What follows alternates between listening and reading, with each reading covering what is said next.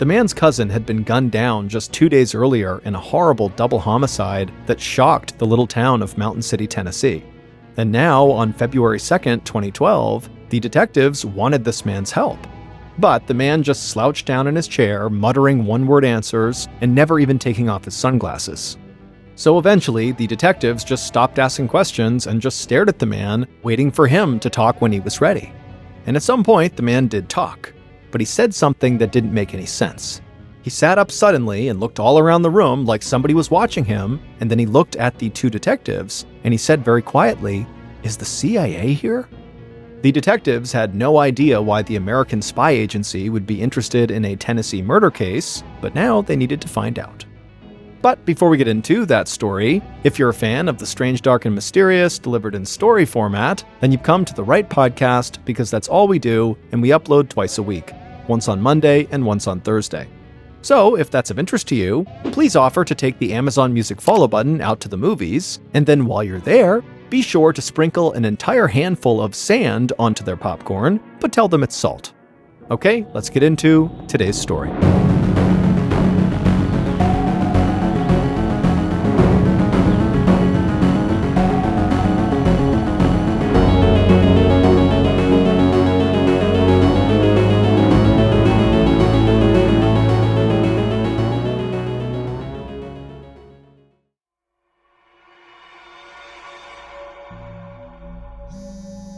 It was after 11 p.m. on January 30th, 2012, when Billy Payne Jr. got a call. A buddy of his wanted to come to his house in Mountain City, Tennessee to buy some drugs. But Billy didn't appreciate getting that call. Sure, Billy was a small-time drug dealer, but he wasn't the crazy bachelor he used to be a few years earlier. He was 36, and he had a family now, including a 6-month-old son who had finally fallen asleep. And so the last thing Billy needed was a late-night visitor to wake the baby up again.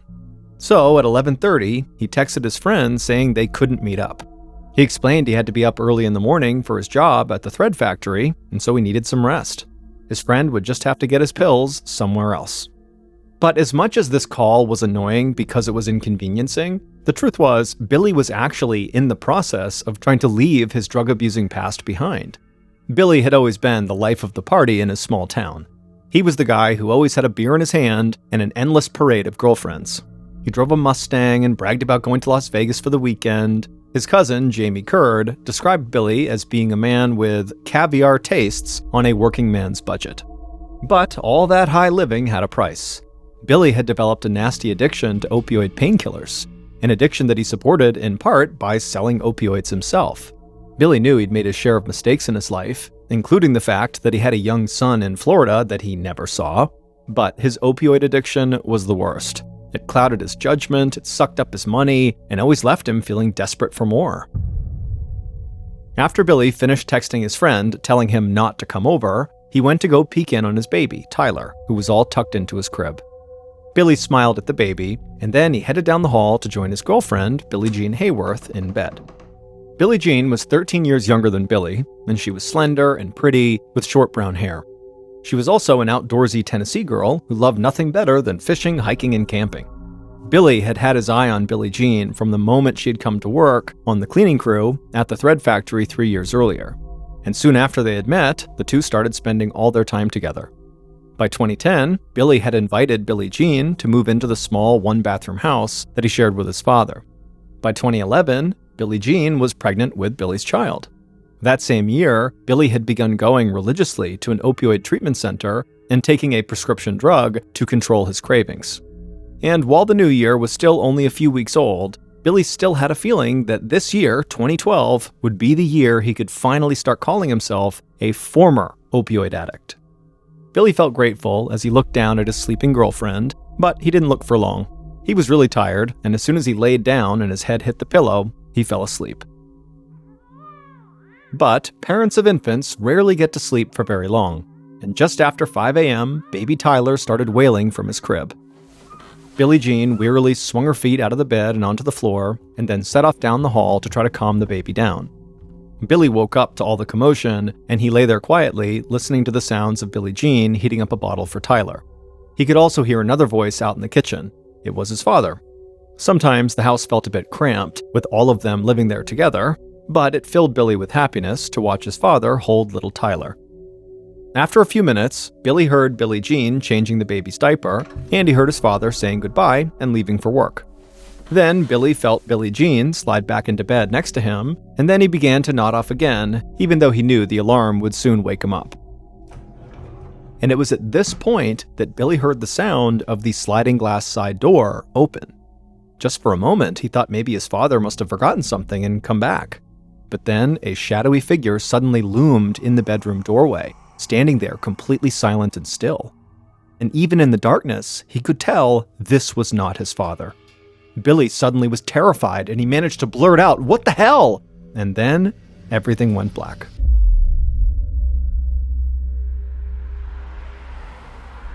Less than an hour later, at 6:25 a.m., a friend of Billy's pulled into Billy's driveway, just like he always did on weekdays. He worked at the thread factory with Billy, and they usually carpooled.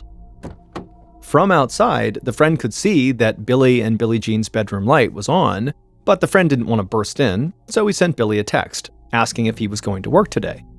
When Billy didn't respond, his friend went around the side of the house and then went into the house through the sliding glass door that Billy and Billie Jean always left unlocked. He called out for Billy, but got no answer, so he used the family's landline phone in the living room to call Billy's cell phone twice. But each time, no one picked up.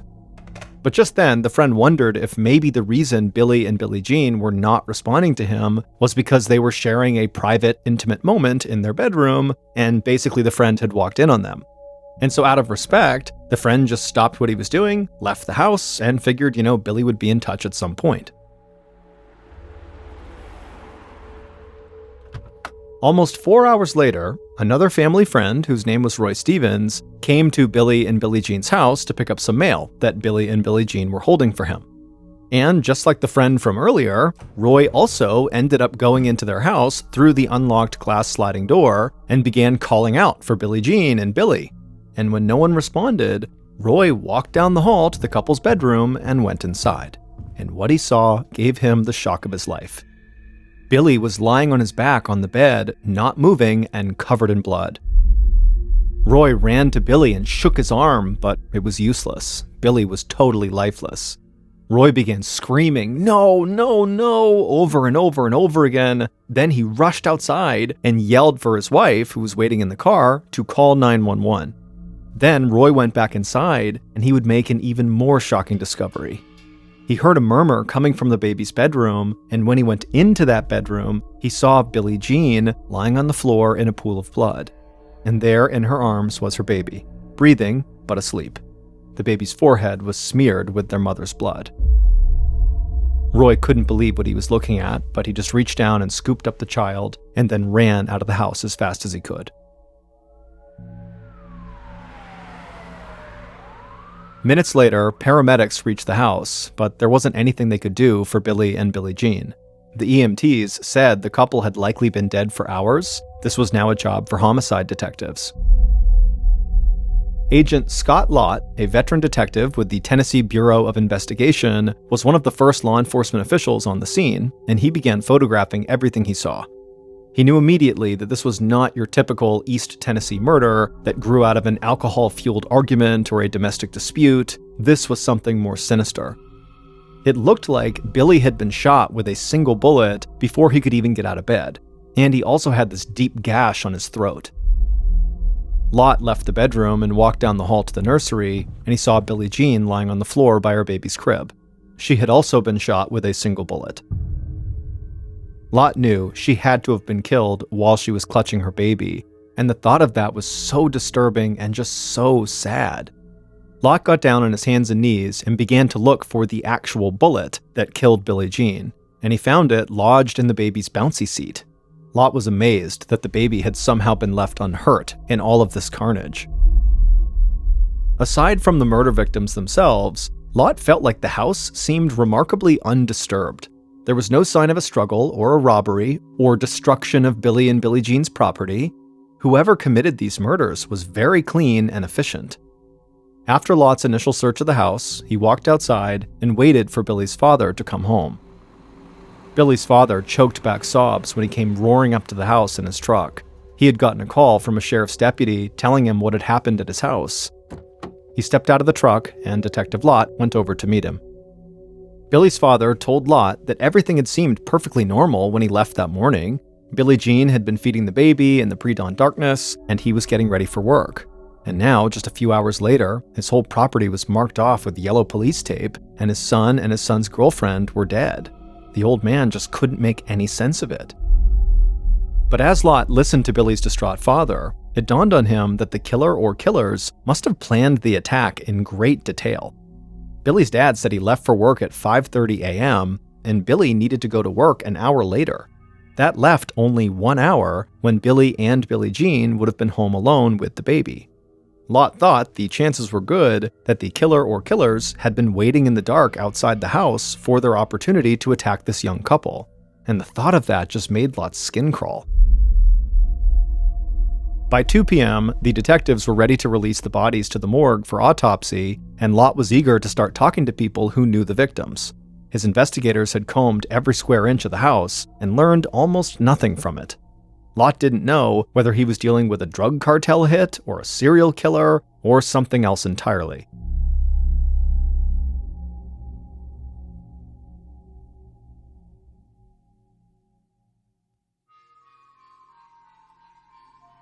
That afternoon, Lott and his partner, Chief Deputy Joe Woodard, asked one of Billie Jean's closest friends, Lindsay Thomas, to come down to the Mountain City Sheriff's Station. They hoped she might be able to provide some information about Billie Jean that could help the investigation. Lindsay had clearly been crying, but she came to the station ready to help find the killer or killers, even if that meant telling some of her friends' secrets. Lindsay said she suspected that the murders had something to do with drugs. She had visited Billie Jean at home the day before the killings, and Billie Jean had told her that she was selling opioid pills to help pay for Tyler's baby supplies. And Lindsay knew that Billie Jean's boyfriend, Billy, also sold opioid pills. And so Lindsay told Lott that between the two of them, they could have been in touch with some very dangerous people who would not hesitate to hurt or even kill them if something went wrong. This was news to Lott. Billy and Billie Jean did not have criminal records, and they were not under investigation by the narcotics squad either. But maybe the couple was just good at avoiding unwanted attention. The crime scene was certainly consistent with a ruthless drug gang hit, cold, efficient, and cruel, and Lott did find white crystals on the floor in Tyler's room that looked a lot like methamphetamines. And so Lott made a mental note to be sure to check back in with his narcotics squad. Then, Lott asked about something Billy's dad had told him. When Billy's dad was sobbing in front of the house, he had made a comment about how there was some bad blood between his son and his son's girlfriend and this other family in town, the Potters. Now, Billy's father was too upset to explain this clearly, but from what Lott gathered, it sounded like there was some sort of internet feud between primarily Billie Jean and Janelle Potter, who was 30 years old and lived with her parents. Lindsay told detectives that she knew all about this feud. She said she'd even gotten caught up in it. But she thought the whole thing was just stupid. It was more like a middle school food fight than a reason to actually kill someone, and so Billy and Billie Jean were not afraid of the Potter family. I mean, they never even locked all their doors. Still, Lott asked Lindsay to slow down and walk the detectives through the entire feud. Lindsay said the dispute had begun more than a year earlier when people that she had never heard of began slamming her and Billie Jean on a website called Topics. It was a site where people commented on local issues, sometimes anonymously. One person had accused Lindsay of threatening to hurt Janelle, and he said that Janelle's defenders might hurt Lindsay too. And so he warned Lindsay to, quote, watch her back. For months, Topics users alleged that Lindsay and Billie Jean were out to get Janelle, and that they might even physically assault her. Lindsay told the detectives that she and Billie Jean had tried to ignore the taunts because the whole idea was absurd. The two women barely knew Janelle and really had no reason to want to hurt her. Lindsay said that she and Billie Jean ultimately became convinced that Janelle Potter herself was orchestrating the social media posts against them as a way to make herself look like a victim and maybe get some sympathy. Lindsay explained that Janelle was a very immature person who had never had a job, never had a driver's license, or really a real boyfriend, so she had plenty of time to stir up some trouble. Lindsay said that she and Billie Jean eventually filed harassment charges against Janelle, but a judge threw out their complaints for lack of evidence. After that, Billy got involved, and he called Janelle's mother in hopes of ending the dispute. But the mother stood by her daughter, and before long, the phone call had turned into a shouting match, with Janelle crying in the background. Lott looked over at his partner Woodard, and he nodded. They both knew this was a strange lead, but it was the best thing they had so far, so they had to go talk to the Potters next. The next morning, so February 1st, the two detectives drove out to the Potters' home, located a few miles from where Billy and Billie Jean had lived and died. Janelle's father, Buddy, opened the front door even before Lott and Woodard could ring the doorbell. He would tell them that he'd actually been expecting them because everybody in town always pointed fingers at his family. Lott could see that Buddy was a very proud United States Marine. He wore a Marine Corps hat, and his living room table was covered with military honors, including decorations from combat in Vietnam. Buddy said that he and his wife had moved here from Pennsylvania a few years back after a severe fall ended Buddy's military career, and now they were just enjoying retirement. But Buddy acknowledged that their daughter, Janelle, really struggled sometimes. He explained that she had a hearing problem when she was young that made it really difficult for her to carry on normal conversations, and at 6 feet tall, she felt really awkward and struggled to talk to boys. So as the years went by, she spent more and more of her time alone at home. Buddy said that his daughter was so vulnerable that he and his wife often had to be very protective. Anybody who wanted to do something socially with Janelle had to meet Buddy and her mother, Barbara, first. And Buddy said they worried constantly that Janelle was being bullied. That's when Barbara chimed in. She said the feud between their family and Billy and Billie Jean and her friends was a perfect example of the way Janelle was bullied. Barbara said that, Billie Jean and Lindsay would pick on Janelle so regularly that she and Buddy sometimes worried that their daughter might end up hurting herself. Janelle sat quietly as her parents talked about her to the detectives. But eventually, Janelle would speak up, and she would say that she didn't understand why Billie Jean and Lindsay were targeting her. She said she never posted insults about Billie Jean or anybody else online, but some of the people who came to Janelle's defense online fiercely criticized Billie Jean and Lindsay. Janelle said she believed that Billie Jean and Billy and Lindsay were trying to make her feel completely alone. She said that Billy had also attacked her closest supporters, falsely accusing her friend, Jaime Curd, of selling drugs. Lott's eyes widened at the mention of Jaime Curd. He'd heard that name when interviewing people who were close to Billy. And so he stopped Janelle and he asked, "Isn't that Billy's cousin?" And Janelle nodded and said, "Yes." Lott acted surprised. Lott told Janelle he understood that Jaime and Billy were not only relatives, but also close friends. So why would Billy attack Jaime? Janelle explained that Jaime actually was no longer friends with his cousin Billy anymore because he had learned how badly Billy and Billie Jean and Lindsay were mistreating Janelle. The two detectives wrapped up the interview and thanked the Potters for their time. Then they got up and walked outside and made their way over to their car, all the while puzzling over the strange story they'd just heard. Also, Janelle's way of talking just seemed very immature to them, and not just because of her high-pitched, childlike voice, but also because she portrayed everything in terms of petty rivalries that really did seem like something from middle school. But the online harassment that Janelle and her parents described sounded very serious to Lott.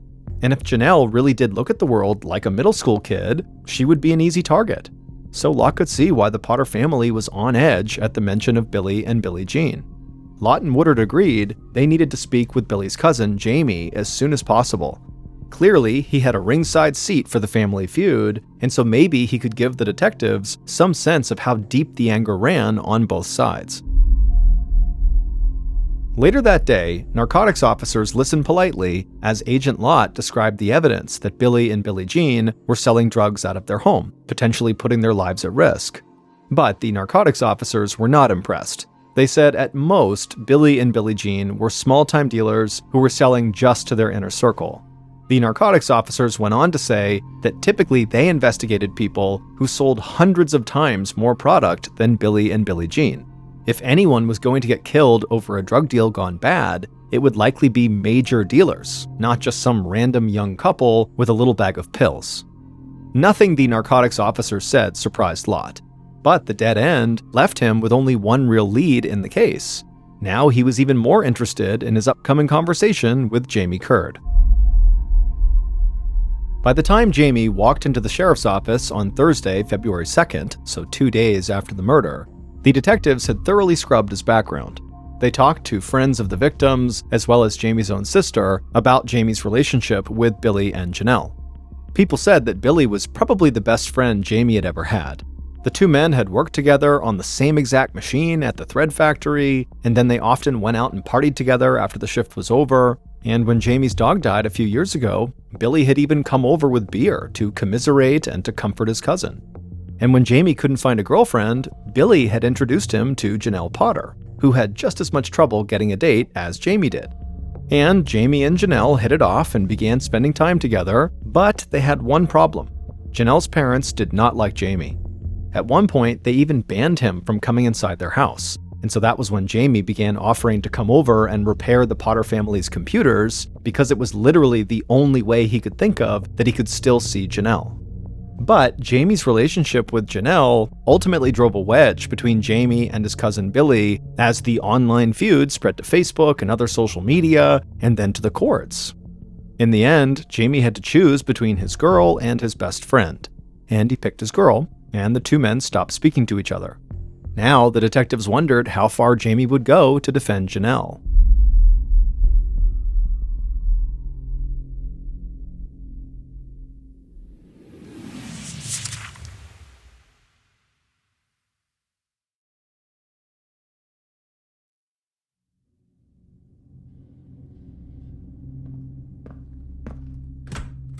From the moment Jaime entered the police interview room, with a baseball hat pulled down low over his sleepy eyes, Lott had the sense of a man who was a follower, not a leader. Jaime himself was quick to make it clear that he was a country boy who had never strayed too far from eastern Tennessee. He said he didn't really use computers much himself, even though he was enough of a handyman to repair them, but he knew that Billy and Billie Jean were posting threats against Janelle on Facebook and other websites. And Jaime just couldn't understand why Billy would do that, or why Billy denied that it was true. Jaime said he saw firsthand the damage that Billy and Billie Jean's threats were doing to Janelle.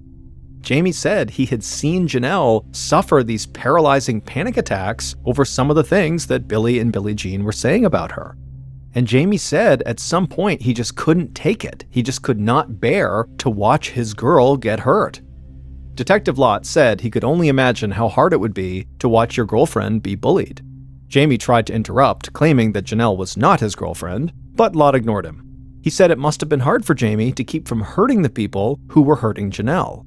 Then Lott leaned forward and looked right at Jaime, and he asked him a very surprising and blunt question. Would you shoot a woman with a baby in her arms? Startled, Jaime just sat there for a moment before he answered with one word: no. And Jaime instantly offered to take a lie detector test to prove he really had nothing to do with these murders. And after that, he went silent. And so the detectives just sat there in silence and stared at Jaime, hoping he would eventually chime in with useful information. And for a while, all Jaime did was just sit slouched in his chair, but then suddenly Jaime sat up and he began wildly looking all around the interview room as though he was looking for someone who was watching them. Then he looked right at the detectives, and his eyes were wide and his voice got really quiet, and he asked them, "Is the CIA here?" Lott and his partner were dumbfounded, but also intrigued. Why would the Central Intelligence Agency, the country's international spy agency, have anything to do with a double murder in rural Tennessee?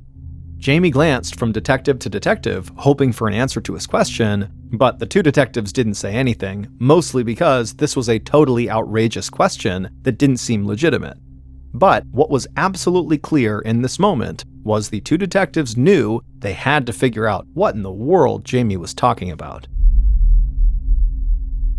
On the other side of town, Janelle's mother, Barbara, had no idea that Jaime was talking to the police at that very moment. But she would have known exactly why Jaime was asking about the CIA. And she, for one, was grateful that one particular spy did keep an eye on Mountain City, Tennessee. For more than a year, Barbara had been emailing back and forth with a CIA agent named Chris, and they had grown very close, like mother and son. In fact, she even sometimes addressed him as son. Chris, the CIA agent, had gone to high school with Janelle more than a decade earlier.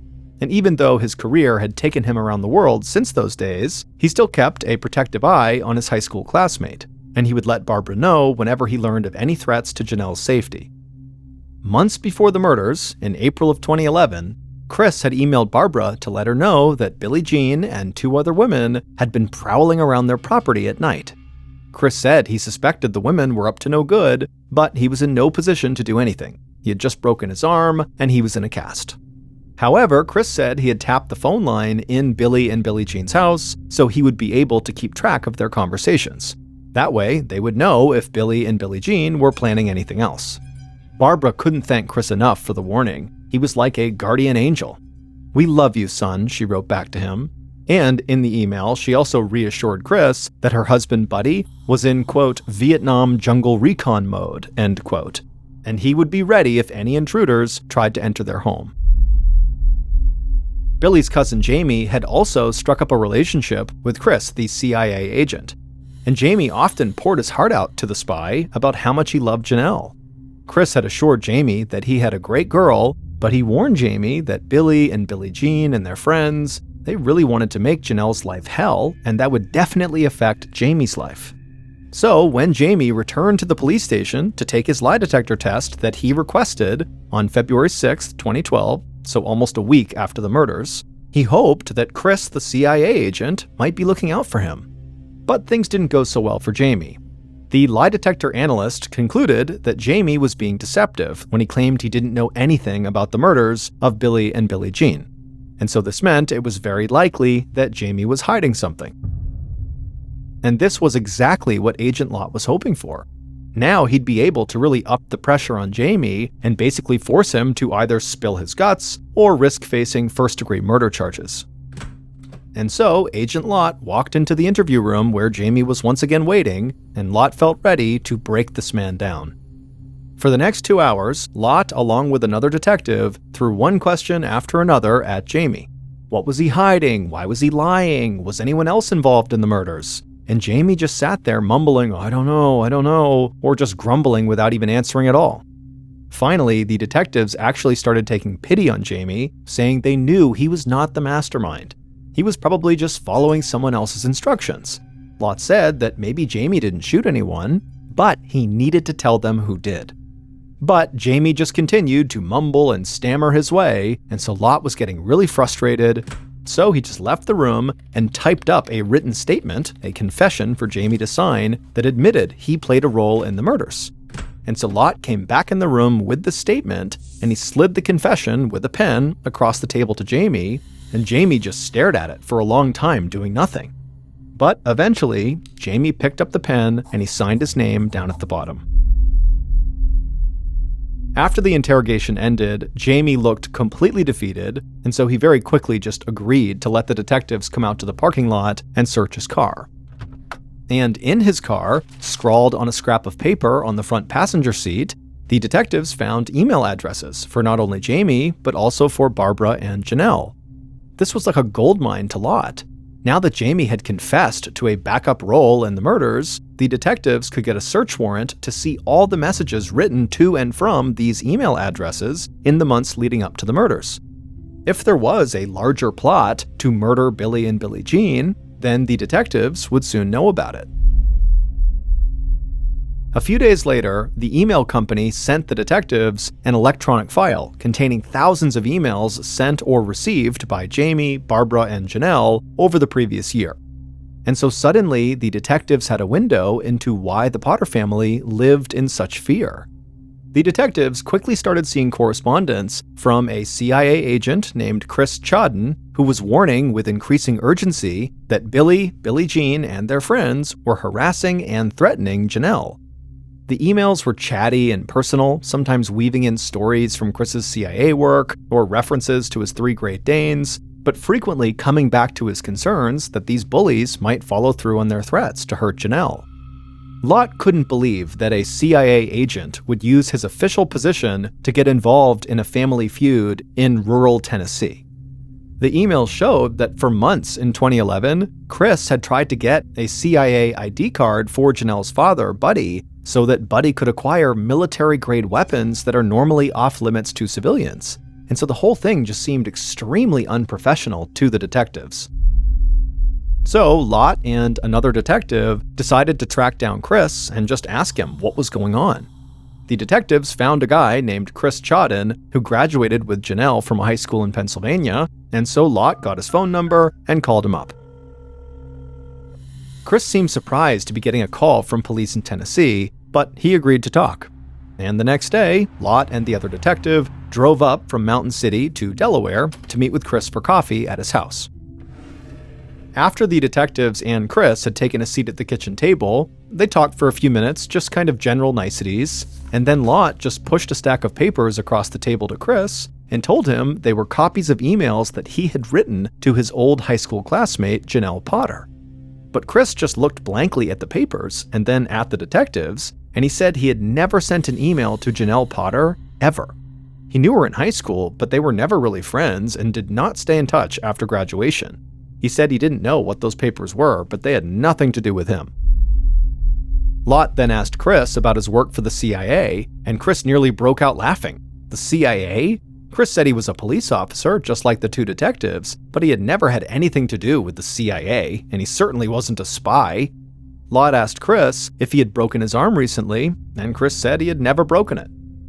Lott and the other detective believed Chris. He was nothing like the brash CIA agent in the emails, and he seemed genuinely surprised to be asked questions about a woman he barely knew. But now Lott needed to know, if Chris was not the author of all those emails, who was? The emails that the detectives had obtained from their search warrant were enough to fill an entire banker's box when they were printed out, and they included countless emails from Chris himself. But using them to solve a crime was another question altogether.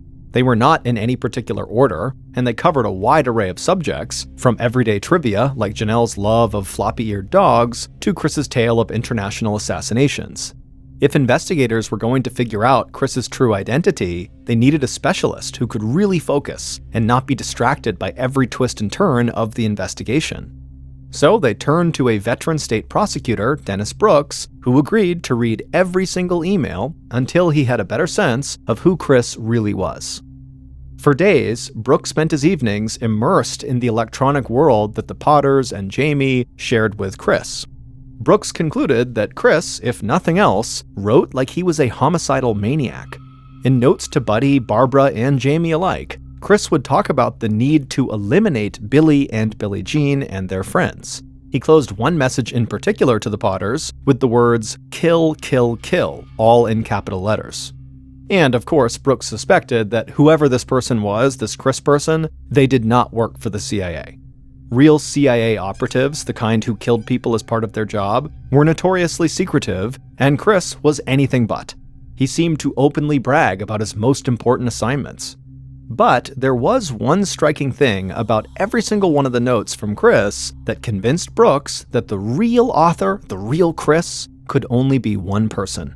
And that person was the mastermind behind the murders of Billy and Billie Jean, using others as unwitting pawns.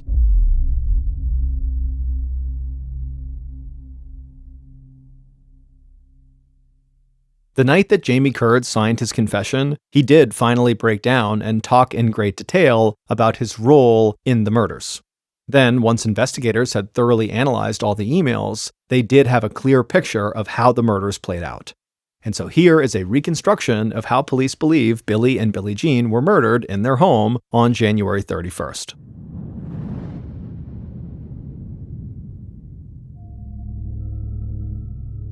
Around midnight on January 31st, so right as Billy was crawling into bed, a few miles away, Billy and Billie Jean's killer told Jaime that they needed a favor from him. Would Jaime take a ride to Billy and Billie Jean's house and stand lookout? Jaime knew what this favor really meant. The killer was finally going to take drastic action against Billy and Billie Jean, and they needed someone else for backup. Jaime did not like this idea, but he had known this night was coming for months, and so he agreed to go.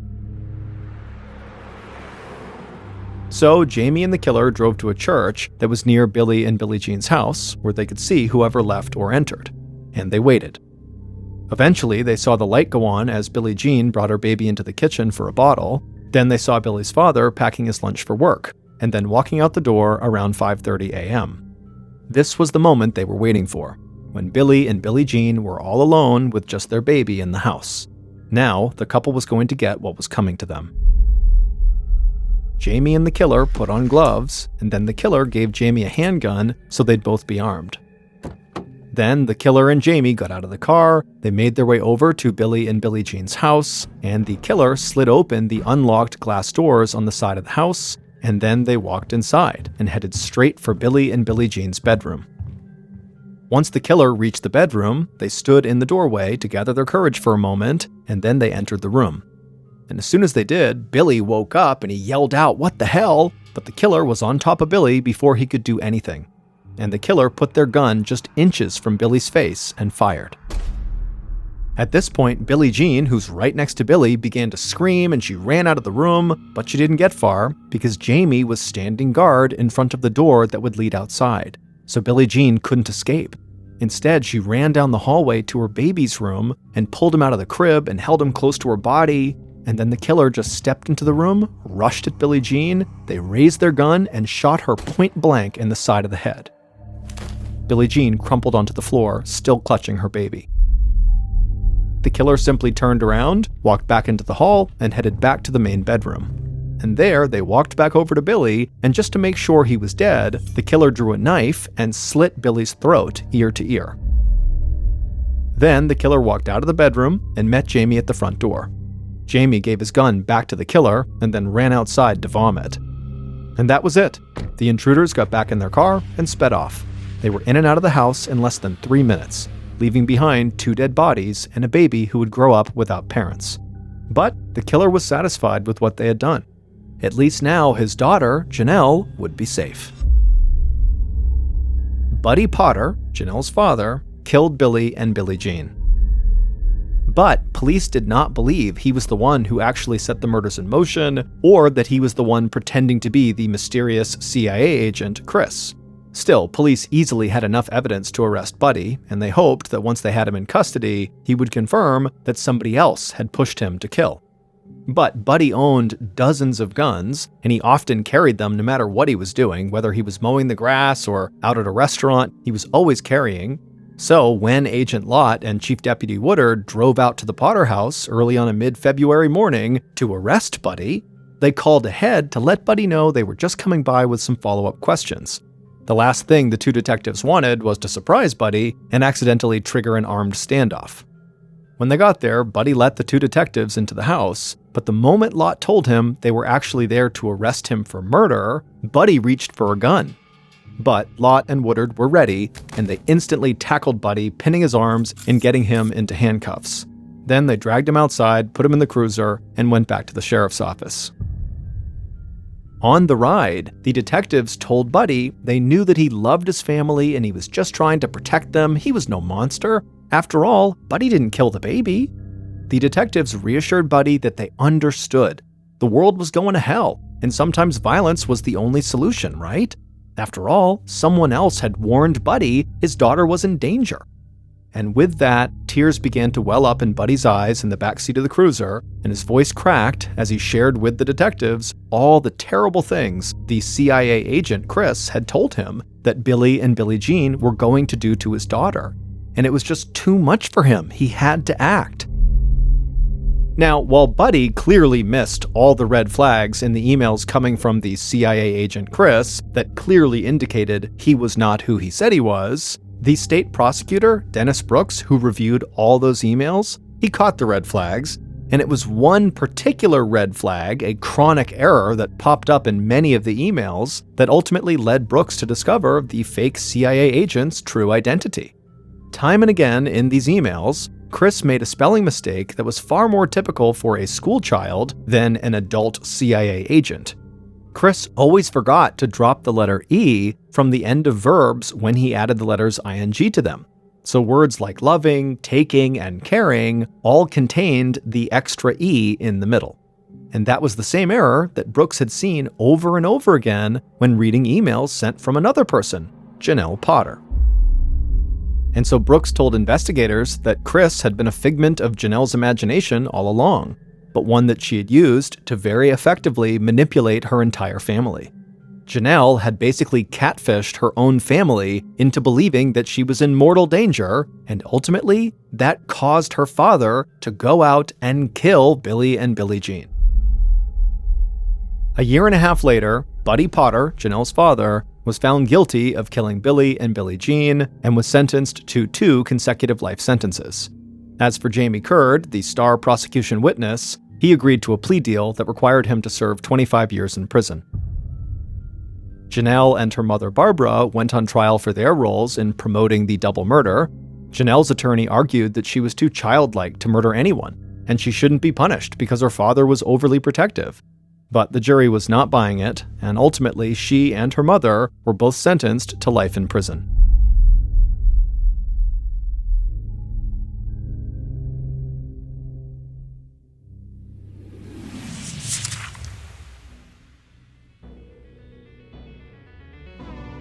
Thank you for listening to the Mr. Ballen Podcast. If you enjoyed today's stories and you're looking for more bone-chilling content, be sure to check out all of our studio's podcasts: Mr. Ballen's Medical Mysteries, Bedtime Stories, and Runfool. Just search for Ballen Studios wherever you get your podcasts and you'll find them all. Also, there are hundreds more stories like the ones you heard today, but in video format on our YouTube channel, which is just called Mr. Ballen. So that's going to do it. I really appreciate your support. Until next time, see ya.